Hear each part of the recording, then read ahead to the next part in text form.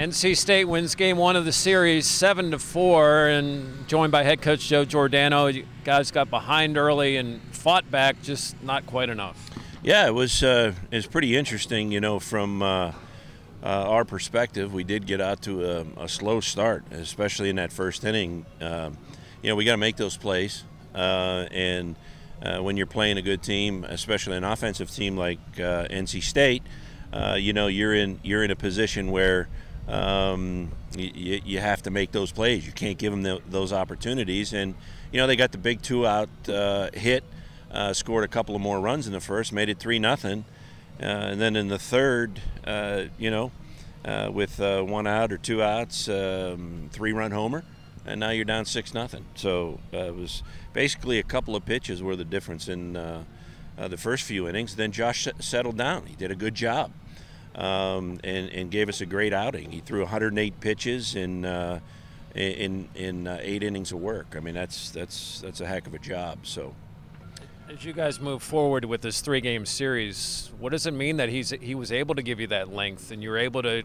keep your bullpen intact for the last 2 games? Well, that was the strategy. I mean, at that point, he had 26 pitches in the first inning. So, I said to Coach Oakes, I said, we're going to have to ride him, and make sure that he gives us some quality innings, because I am not going to compromise the bullpen when you're down 6 or 7-0. And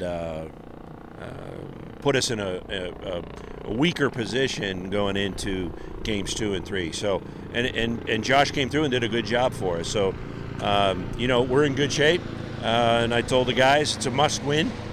We know what we got to do tomorrow, and we'll be ready. Is there carryover in a battle back in the situation where you look towards the next 2 games of the series to be able to get those 4 runs and show that heart there at the end? Yeah, I think so. I mean, but that's the type of team we are. We're always going to be fighting.